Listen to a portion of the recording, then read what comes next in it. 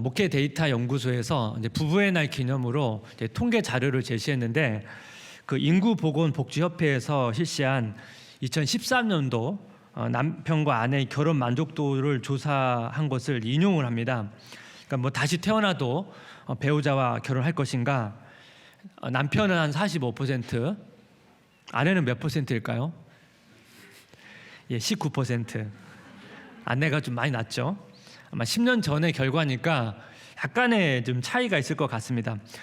비슷한 시기에 일본에서도 2016년도에 똑같은 질문을 해서 통계 자료를 발표한 것이 있는데 한국보단 조금 더 높지만 거의 비슷한 결과를 보여주었습니다. 그 일본 방송 NHK에서 부부를 상대로 부부 관계를 표현하는 한자어를 한 글자씩 고르도록 했는데요. 5년차 이하까지는 사랑 애자를 골랐고 6년차부터 10년차까지는 즐거울 낙자를 골랐고 11년차 이후부터는 참을 인자를 많이 선택했다고 나왔습니다. 결혼 생활이 길어질수록 인내가 얼마나 이제 중요한지를 보여주고 있는 거죠. 결혼 생활이 왜 이렇게 만족도가 이렇게 생각보다 낮을까? 뭐 이것은 한국만의 문제는 아닌 것 같습니다. 전 세계적인 보편적인 지금 상황인데 오늘 본문의 주제가 좀 어렵습니다. 간음과 이혼. 사실 이제 강해 설교 하다 보니까 이제 이 주제를 설교를 하긴 하는데 그래서 오늘은 좀 이런 주제이기도 하지만 좀 더 넓은 의미로 이제 결혼, 하나님께서 계획하신 결혼의 의미를 좀 살펴보는 시간을 갖도록 하겠습니다. 첫 번째 주제가 이제 간음인데요. 이 간음의 사전적 정의를 보면 결혼한 사람이 이제 배우자가 아닌 이성과 이제 성관계를 맺는 것 이렇게 정의가 되어 있습니다. 한국에서는 이제 간음한 경우에 이제 민사상으로는 이혼 사유가 되고 이제 형사상으로는 원래 간통죄가 적용됐는데 2015년 2월에 이제 간통죄가 폐지가 됐습니다. 그래서 이 간통죄가 폐지된 이후부터는 이제 형사 처벌이 없으니까 이제 배우자가 이제 간음했다는 정보를 많이 회복해서 이혼 시에 이제 위자료를 많이 받아내려는 분위기로 이제 바뀌어가고 있다는 기사를 제가 본 적이 있습니다.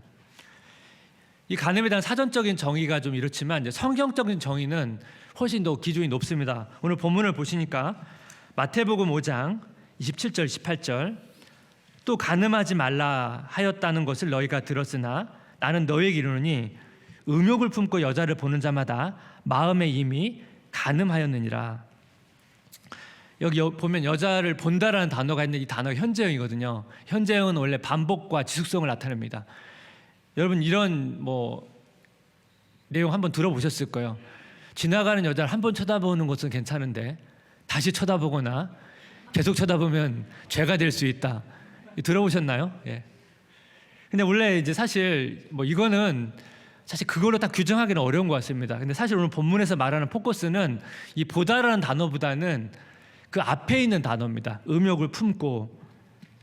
이게 무엇을 얘기하는 거죠? 성경이 말하는 간음의 정의는 간음의 행위를 하지 않아도 음욕을 품고 여자를 볼 때 그게 간음이라는 겁니다. 음욕을 품는다는 것은 쉽게 말하면 여자를 볼 때 성관계의 대상으로 본다는 것입니다. 더구나 본문에서 이제 문제가 되는 게 뭐냐면 사실 오늘 본문 여자라고 번역하기보다는 결혼한 여성을 의미하거든요. 여자는 그냥 보편적인 의미잖아요. 원래 이 단어는 결혼한 여성이에요. 그러니까 결혼한 여성을 음욕을 품고 본다는 것은 왜 문제가 됩니까? 간음이 일종의 도둑질인 거예요. 도둑질. 십계명으로 말한다면 도둑질은 남의 물건을 훔쳐오는 거잖아요. 근데 이미 결혼한 여성을 훔치는 것이기 때문에 이것이 문제가 된다는 것입니다. 실제 이제 간음한 행위가 마음으로 간음한 것보다는 훨씬 더 제가 크죠. 세상의 관점에서는 행위에 포커스가 있습니다. 마음속으로는 마음으로 간음하든지는 세상은 상관하지 않는데 하나님께서는 우리 마음을 다 이제 감찰하시기 때문에 그런 관점에서 훨씬 기준이 높다는 것입니다. 그런 부분에서 우리가 마음을 이제 잘 다스려야 되는데 우리가 이제 이 시간 가정을 잘 세워가는 원리를 좀 정리하기 위해서 한 2가지 정도를 여러분께 좀 나눠드리고 싶은데 첫 번째는 뭐냐면 성에 대한 성경적 관점을 가져야 됩니다. 성에 대한 성경적인 관점을 갖기. 오늘 마태복음 5장 29절 30절을 보니까 만일 내 오른 눈이 너를 실족하게 하거든 빼어내버리라. 내 백체 중 하나가 없어지고 온몸이 지옥에 던져지지 않는 것이 유익하며, 또 만일 내 오른손이 너를 실족하게 하거든 찍어내버리라. 내 백체 중 하나가 없어지고 온몸이 지옥에 던져지지 않는 것이 유익하니라. 좀 굉장히 좀 말씀이 셉니다. 예수님께서 오른쪽 눈과 손이 너를 실족하게 하면 찍어서 내버리라는 거예요. 이 말씀을 왜 갑자기 이 얘기를 할까? 제가 앞에서 말씀을 드렸잖아요. 간음이 음욕을 품고 눈으로 볼 때 일어난다고 했죠. 그러면 사실은 29절에서 지금 눈을 언급하거든요. 그렇다면 이 눈은 이 간음이랑 연결성이 있기 때문에 좀 그래도 유추가 되는데 30절에 손 얘기를 했어요. 그래서 손 얘기를 왜 하나? 여기에는 사실은 명확하게 이해되진 않지만 29절, 30절 두 구절 비교해 보면 두 구절의 내용이 되게 비슷합니다. 거의 단어만 다르고 이제 눈과 손 단어 다르고 표현이 되게 비슷하거든요. 그러니까 보통 헬라어나 이런 부분이 이렇게 비슷할 때는 강조를 표현하는 표현이기 때문에 어떤 이 메시지를 지금 강조하고 있는 것입니다. 그 당시에 왼손보다 오른손을 더 중요시 생각했거든요. 왼쪽은 주로 약간 좀 어떤 측면에서 좋지 않은 좀 시각이 있었습니다. 그래서 오늘 본문에서 오른 눈과 오른 손이니까 그만큼 중요하게 생각하는 거잖아요. 이렇게 중요하게 여기는 눈과 손이라 할지라도 그거를 제거할 정도로 뭐예요? 이 욕망과 싸워야 된다는 거예요. 자, 여러분 사실 눈과 손을 제거한다고 마음을 다스릴 수 있습니까? 사실 별개거든요. 그러니까 오늘 본문은 문자적인 메시지보다는 그 정도로 눈과 손을 제거할 정도로 그런 각오로 뭐예요? 이 욕망과 싸워야 된다는 것을 지금 오늘 본문은 강조하고 있는 것입니다. 그 시사저널에 2022년 캠퍼스 성범죄 보고서를 보니까 최근에 이제 대학교 캠퍼스에서 그 성범죄가 1,200건 정도가 발생을 했는데 최근에 코로나 때문에 감소 추세에 있다가 올해 이제 대면으로 바뀌면서 다시 증가 추세에 있다는 것입니다. 그래서 올해 1월부터 7월까지 이 성범죄 사건이 한 120건 정도 일어났는데 날짜로 이게 계산해 보니까 1.8일 만에 한 건씩 계속 있는 거예요. 예, 한국 캠퍼스 안에. 그만큼 자기 마음 안에 있는 이 성적 욕망을 이 제어하지 못한 일들이 이 대학교 안에서도 지금 많이 증가하고 있다는 것입니다. 학생들 사이에만 일어나는 게 아니고 교수와 학생들 사이에도 많이 일어나는데 그 120건 중에 성범죄 가해자가 교수인 경우가 한 25%가 되고 또 교수가 피해자인 경우도 4%가 있다고 말합니다. 여러분 이게 세상뿐만 아니고 여러분 교회 안에서도 교회 안에 다니는 청년들도 어떤 마음의 욕망을 제어하지 못해서 여러 가지 성윤리가 많이 무너져 있습니다. 교회 다니는 청년들 가운데 동거나 성경험이 있다고 말하는 사람들도 꽤 높은 퍼센트를 지금 차지하고 있으니까 이것이 어떤 세상 안에서의 문제가 아니고 교회 안에서도 어떤 부분에서 이 성윤리가 이제 많이 무너졌다는 것을 우리는 좀 심각하게 좀 받아들여야 되는 상황입니다. 이런 마음의 욕망을 제어하는 여러 가지 방법들을 오늘 이 시간은 다 다룰 수 없고 오늘은 본질적으로 성경에서 말하는 성이 무엇인지 이걸 알아야만 어떻게 보면 간음의 문제를 간음을 하지 말라고 말하는 것도 의미가 있는 거지만 더 중요한 건 뭡니까? 성경에서 말하는 성의 의미를 올바로 이해해야만 그 범위 안에서 우리가 간음이나 여러 가지 부정적인 성 문제들을 다룰 수 있지 않을까 생각을 듭니다. 하나님께서 성이라는 것을 이제 부부 안에서만 허락하신 특별한 선물로 정의를 내렸습니다. 근데 이 성에 대한 성격적 관점이 요즘에는 거의 마치 구시대 유물처럼 그렇게 취급하는 시대가 됐거든요. 과거 로마 시대에 성은 쾌락의 도구였습니다. 그래서 성윤리라는 것 자체가 없었거든요. 그래서 그 당시 여러분 크리스찬들이 성격적 관점에서 성윤리를 주장했을 때 로마 사람 되게 충격을 받았습니다. 그래서 로마 사람들이 그리스도인들 되게 어떻게 보면 막 경멸하고 멸시했던 것들 중에 하나도 그런 요소가 좀 있거든요. 근데 요즘을 보면 이 현대 사회가 과거 로마 시대로 약간 되돌아간 것 같습니다. 세상은 성을 자기 쾌락과 어떤 자기 만족의 도구로 본다면 성경은 성을 배우자를 기쁘게 하는 섬김으로 설명을 합니다. 성은 마음과 몸으로 배우자를 섬기라고 주신 거죠. 이게 이제 세상과 기독교의 중요한 관점 차이인데 이 부분을 설명하는 말씀이 있어요. 고린도전서 7장 2절부터 4절까지 세 번역으로 보게 되면 한번 같이 읽어볼까요? 그러나 빠질 유혹 때문에 남자는 저마다 자기 아내를 두고 여자도 저마다 자기 남편을 두도록 하십시오. 남편은 아내에게 남편으로서의 의무를 다하고 아내도 그와 같이 남편에게 아내로서의 의무를 다하도록 하십시오. 아내가 자기 몸을 마음대로 주장하지 못하고 남편이 주장합니다. 마찬가지로 남편도 자기 몸을 마음대로 주장하지 못하고 아내가 주장합니다. 여기 보면 남편과 아내가 배우자를 향해서 뭐예요? 의무를 다한다는 건 뭡니까? 배우자를 성적으로 기쁘게 하라는 의미를 담고 있습니다. 이 부분을 여러분 존 파이퍼라는 목사님이 돈, 섹스, 권력이라는 책에서 이렇게 설명을 합니다. 아내에게 욕구가 있는데 남편이 사랑으로 그 욕구를 만족시키기 원하면 그렇게 하라는 것이고, 남편에게 욕구가 있는데 아내가 그 욕구를 만족시키기 원하면 비슷한 노력을 기울이라는 뜻입니다. 그런 의미를 가지고 있는데, 여러분 현실적으로 여러 가지 이제 가정 안에서 이제 부부 관계에 대해서 여러 가지 갈등들이 많이 존재하게 되는데, 팀 켈러 목사님도 이런 부분에서 이런 설명을 합니다. 우리 모두는 왕성한 성욕이 부부에게 동시에 발동한다는 신화에 빠져 있지만 사실은 대개 한쪽의 상대편보다 성에 더 관심이 많다. 그 경우 관심이 덜한 배우자는 성관계를 선물로 줄 수 있다. 이게 무슨 얘기를 하고 있는 겁니까? 세상의 관점에서는 성에 대해서 너무 왜곡된 관점을 가지고 있어서 결혼한 분들도 그 왜곡된 관점으로 이제 결혼 생활을 하다 보니까 이 부부 관계에 있어서 잘못된 관점 때문에 갈등이 많이 일어난다는 것입니다.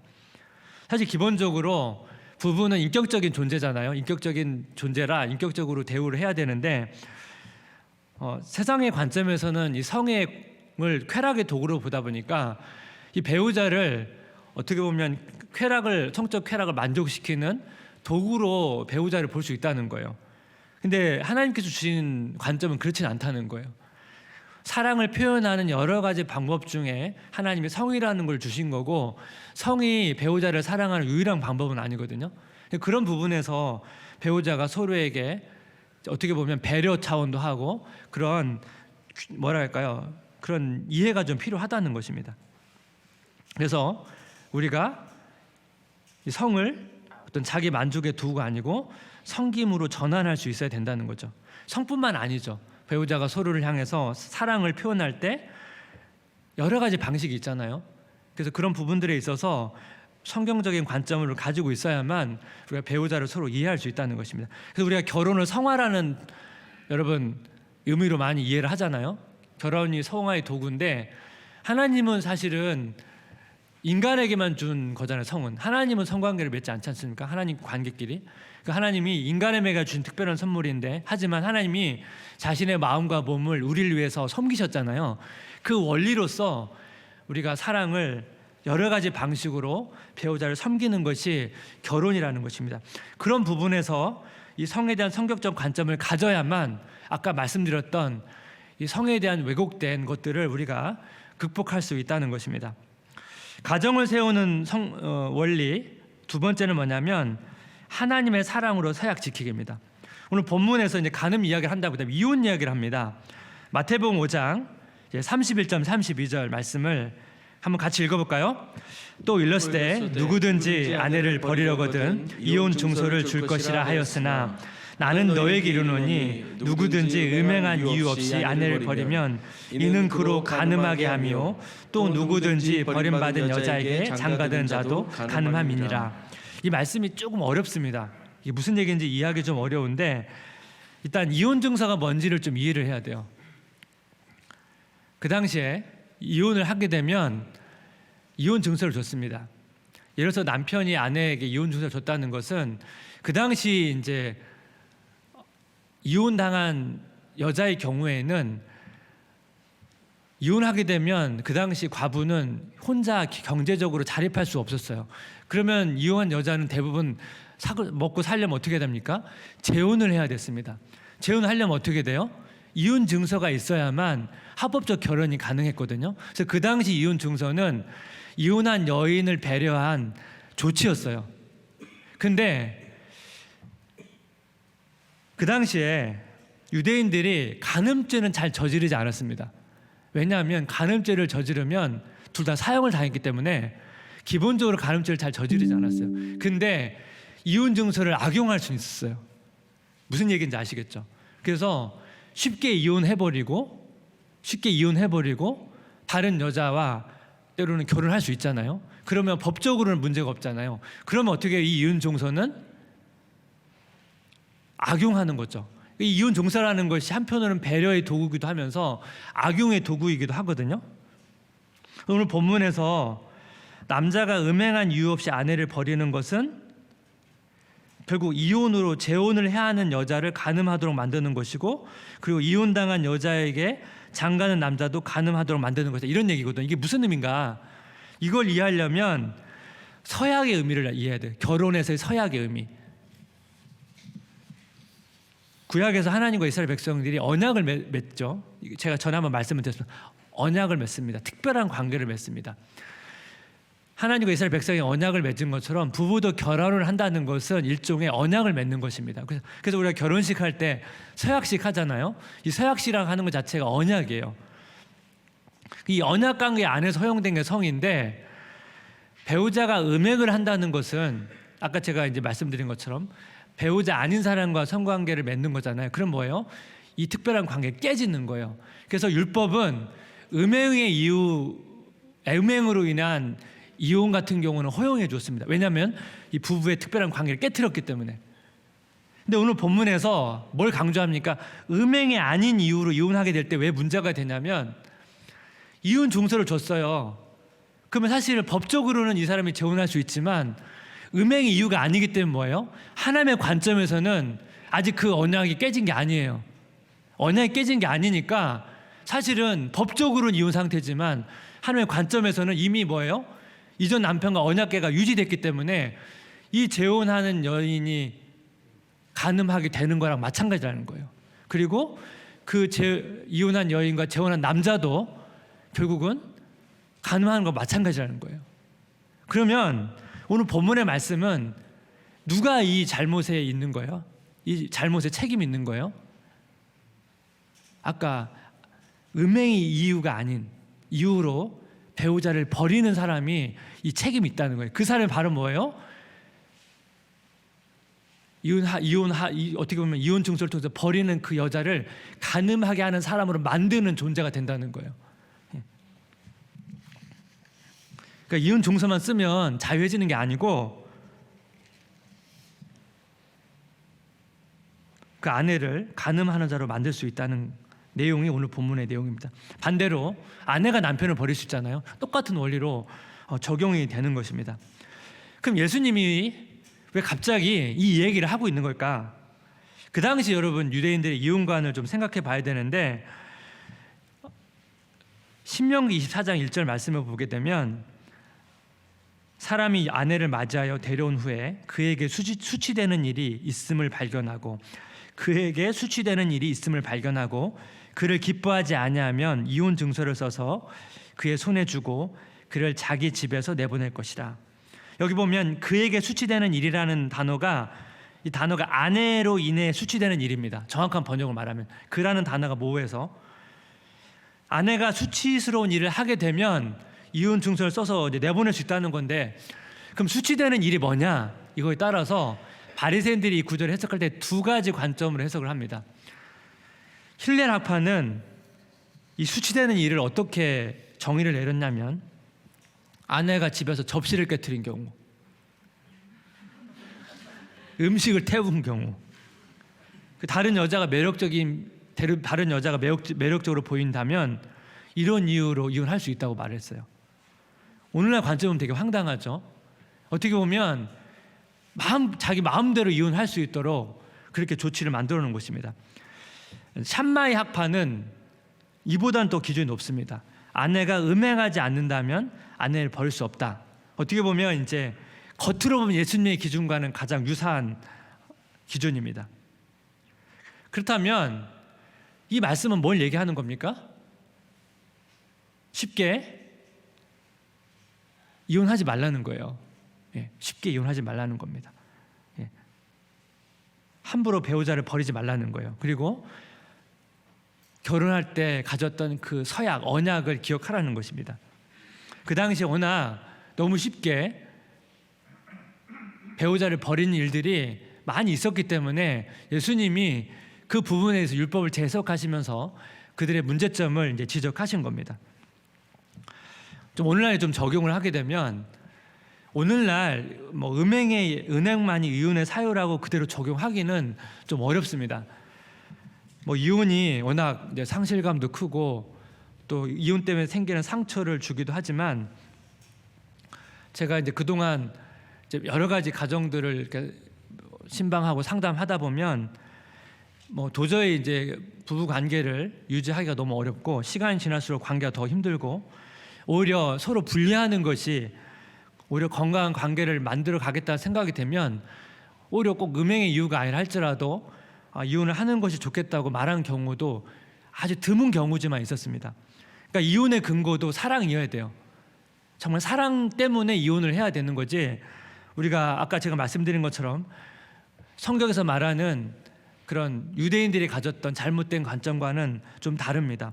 우리가 기본적으로 이혼이라는 것이 워낙 아픔을 주고 고통스러운 시간들이기 때문에 기본적으로 이제 교회 성경적 관점에서는 이혼을 가급적이면 하지 않도록 권면하는 것이 추세이긴 하지만 요즘에 워낙 이제 어려운 일들이 또 많이 있고 또 사실 심각한 문제들이 많이 있다 보니까 단순히 음행 이유만으로 계속 이제 결혼을 유지하라고 말하기에는 너무나 고통스러운 부부들이 너무 많다 보니까 오늘 말씀을 문자적으로 다 적용하기는 쉽지는 않습니다. 근데 오늘 본문이 단순히 간음과 이혼의 문제만 다루려는 건 아니고 오늘 말씀을 자세히 들여다보면 뭡니까? 더 깊은 의미로 말하면 성경이 말하는 성의 의미가 뭔지 또 결혼의 의미가 뭔지를 다시 한번 우리가 되새기도록 우리에게 요구하고 있다는 것입니다. 제가 앞에서 말씀드린 것처럼 부부는 특별한 언약 관계고 서약 관계라고 말씀을 드렸죠. 제가 예전에 오래전에 읽었던 책인데 그 맥컬킨 교수님의 책이 참 되게 인상적이고 감동이 있었습니다. 이따 띄워주실래요? 네. 이분이 이제 대학교 총장으로 한 22년간 근무를 하다가 이제 사임을 하게 됩니다. 되게 사역을 잘했거든요. 근데 이제 사임한 이유가 뭐냐니까 아내가 알츠하이머병에 걸린 거예요. 그래서 이제 원래 이제 아내가 한 12년 동안 계속 이제 지적인 능력이 떨어지면서 총장 일과 아내 돌보는 일을 가속하다가 어느 시점부터 이제 아내가 이제 남편이 출근하다 보면 아내가 너무 불안해하고 공포감을 느끼는 거예요. 그래서 이제 본인이 이제 아내를 풀타임으로 이제 섬겨야겠다고 결심을 합니다. 그래서 이제 그분이 이제 사임을 결정하면서 그 사람들에게 편지를 씁니다. 그 편지 내용이 되게 감동적인데 그 내용 중에 이제 자기가 42년 전에 결혼식에서 했던 서약, 아플 때나 건강할 때나 죽음이 우리를 갈라놓을 때까지 돌보겠다는 이 서약을 자기가 지키기로 했다는 것입니다. 그 편지의 내용 한 일부분을 제가 읽어보겠습니다. 아내는 지금까지 나를 온전히 희생적으로 돌보아 주었습니다. 내가 앞으로 40년간 아내를 돌본다 하더라도 나는 여전히 그 빛을 갚지 못할 것입니다. 그러나 의무란 것은 냉혹하고 가차없는 것이기도 하지요. 하지만 의무 때문만은 아닙니다. 나는 아내를 사랑합니다. 아내는 내게 기쁨을 주는 사랑합니다. 아내는 어린아이같이 나를 의지하고 따르며 알츠하이머병에 걸렸기 때문에 그 상황을 얘기하고 있는 것입니다. 따뜻하고 간혹 내가 그토록 좋아하던 재치를 발휘하기도 하고 뜻대로 되지 않는 비참한 상황에도 늘 쾌활하고 잘 이겨냅니다. 나는 아내를 돌보야만 하는 것이 아니라 내게도 돌볼 기회가 생긴 것입니다. 이토록 아름다운 사람을 돌본다는 것은 큰 영광입니다. 저는 이 파트 읽을 때마다 가끔씩 되게 울컥울컥하게 합니다. 그 아내를 향해서 그동안 자기가 오랫동안 자기를 섬겼던 그 아내에 대한 빚진 마음을 가지고 있고, 그래서 자기가 그것을 이제 갚아야 된다. 그래서 40년 동안 아내를 25년간 돌봤거든요. 아내 알츠하이머 때문에 25년간 이제 섬겼는데 40년간 아내를 돌보더라도 난 여전히 그 빚을 갚지 못할 것입니다. 그런 고백을 하면서 자기가 의무로 섬기는 게 아니고 감사함으로 섬겼다는 고백을 합니다. 사랑하는 성도 여러분, 결혼식 때 서약을 여러분 기억하십니까? 다 잊고 살지는 않으시는지요? 저는 종종 이제 청년들 주례가 있을 때 그 결혼 주례를 준비하면서 이제 서약하는 시간이 있어서 저는 그때마다 가끔씩 그 내용들을 들여다 보면서 그 내용들을 한번 종종 묵상하고는 합니다. 이 결혼식 서약이라는 것은 서약의 의미가 내가 현재 당신을 사랑합니다라는 의미는 아니에요. 여러분 결혼식 때 그 순간에 사랑하지 않는 사람이 어디 있습니까? 사랑 안 하면 결혼 안 하죠. 그러니까 그 당시 내가 결혼 사랑하겠다는 것은 어떻게 보면 결혼식 끝나고 어떻게 보면 현재 시점, 오랜 시간 지난 시점에도 내가 사랑하겠다고 하는 그 약속 아니겠습니까? 이걸 어떻게 지킬 수 있겠습니까? 사실 우리는 지킬 힘이 없거든요. 앞에서 나왔던 것처럼 결혼하고 나서 시간이 지나면 계속 인내가 필요하고 서로를 향해서 배려가 필요하고 기다려줘야 되고 또 품어야 되는 그런 시간들이 많아지기 때문에 사실 굉장히 힘든 부분이 있는데, 그래서 우리는 이 서약을 지킬 힘이 우리에게는 없어요. 그래서 우리가 늘 하나님을 떠올리는 것입니다. 우리를 끝까지 사랑하시기로 서약하시고 그 서약을 지키시는 하나님, 지금도 그 서약을 지키시잖아요. 그래서 우리는 그 하나님의 사랑에 빚을 진 사람입니다. 우리는 그 사랑의 빚을, 도저히 갚을 수 없는 사랑의 빚을 우리가 지고 있기 때문에 우리가 그 사랑으로 이 서약을 지키는 것이거든요.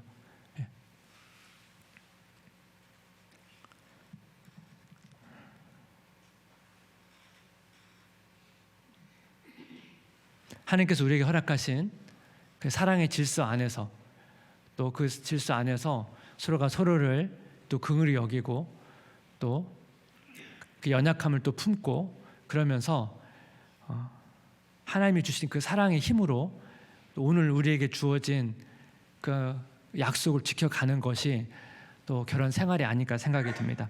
그리고 특별히 우리 자녀들이 여러 가지 되게 혼란스러운 질서도 없고 기준도 없는 이 시대 속에서 어떻게 하면 이들에게 건강한 또 결혼의 또 가정의 아름다운 모습을 어떻게 가르치겠습니까? 가르치는 것도 중요하지만 우리 가정의 모습을 보여줌을 통해서 그 기준을 또 그 가치를 보여줘야 되는 것이 또 부모의 또 책임이기에 우리가 그래서 하나님의 은혜를 또 구하면서 우리가 그렇게 살아야 되는 것 같습니다. 시간 같이 우리 한 주간 또 살다 보면 여러 가지 마음이 힘들고 공허한 마음이 찾아올 때 우리가 지금 이 시대는 자꾸 세상을 향해서 손을 내밀거든요. 세상을 손을 내미는 게 아니고 우리에게 그 약속을 끝까지 지키신 그 하나님을 향해서 손을 내밀고 또 하나님을 의지하는 그런 복된 삶 되시기를 주님의 이름으로 기도하고 축복합니다.